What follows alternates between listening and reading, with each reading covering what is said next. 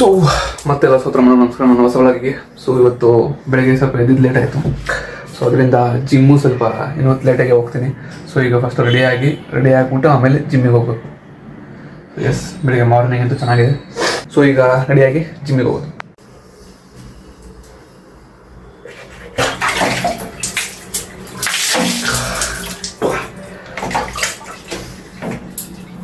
So ಈಗ ready ಆದೆ. So ಈಗ ಎಲ್ಲ ಡ್ರೆಸ್ ಎಲ್ಲ ಹಾಕೊಂಡು ರೆಡಿ ಆಗಿದ್ದೀನಿ. ಸದ್ಯಕ್ಕೆ ಈಗ ನಾನು ORS ಪೌಡ್ರನ್ನ ತೊಗೊಂಡಿದ್ದೀನಿ. ಒಂದು ಬಾಟ್ಲಿಗೆ ತುಂಬ್ಕೊಂಡಿರ್ತೀನಿ. ಸೊ ಅಲ್ಲಿ ಏನಾದರೂ ಜಿಮ್ ಮಾಡಬೇಕಾದ್ರೆ ತುಂಬ ಜಾಸ್ತಿ ವೆಯ್ಟ್ ಎತ್ತಬೇಕಾದ್ರೆ ORS ಕೂಡ ಸ್ವಲ್ಪ ಹಾಗೆ ಕಮ್ಮಿ ಆಗುತ್ತೆ, ಬಾಡಿಗೆ ಸ್ವಲ್ಪ ಇನ್ನೂ ಎನರ್ಜಿ ಸಿಗುತ್ತೆ ಸ್ವಲ್ಪ ಅದರಿಂದ.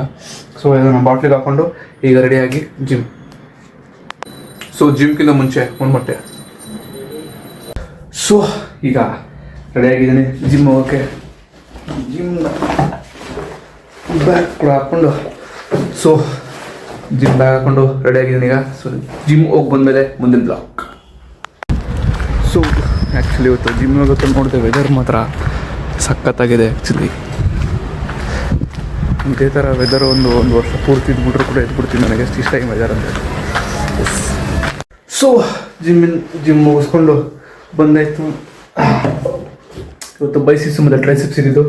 ಸೊ ಅದಕ್ಕೆ ಪನ್ನೀರ್ ತಂದಿದ್ದೀನಿ. ಸೊ ಪನ್ನೀರ್ ಮಾಡ್ಕೊಂಡು ತಿನ್ನೋದೀಗ ತುಂಬ ದಿನ ಆದಮೇಲೆ ನಾನು ಮತ್ತೆ ಪನ್ನೀರ್ ಮಾಡ್ಕೊತಿರೋದು, ಪ್ರೋಟೀನ್ ಬೇಕು ಅಂದ್ಬಿಟ್ಟು.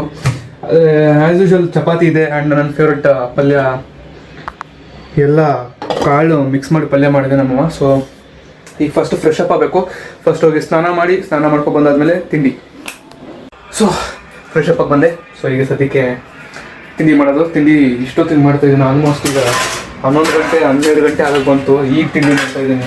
ಸೊ ಬೇಗ ಚಪಾತಿ ಇದೆ, ಚಪಾತಿ ಜೊತೆ ಆಗಲೇ ಪಲ್ಯ ಜೊತೆ ಮೊಟ್ಟೆ ಹಾಕ್ಕೊಂಡು ತಿನ್ನೋದು. ಸೊ ತುಂಬ ದಿನ ಆದಮೇಲೆ ಪನ್ನೀರ್ ಮಾಡಿಕೊಂಡೆ ನನಗಂತ. ಸೊ ನಿದ್ದೆ ಮಾಡಿಬಿಟ್ಟಿದೆ. ನಿದ್ದೆ ಮಾಡಿ ಎದ್ದು ಈಗ 5 ಗಂಟೆಗೆ ಊಟ ಮಾಡ್ತಾಯಿದ್ದೀನಿ. ಸೊ ಮಳೆ ಬರೋ ಥರ ಇತ್ತು, ಬಟ್ ಮತ್ತೆ ಬಿಸಿಲು ಬರ್ತಿದೆ. ಸೊ ಎಸ್, ಇವತ್ತು ಓವರಾಲ್ ಪ್ರೊಡಕ್ಟಿವ್ ಡೇ ಇಷ್ಟೇ.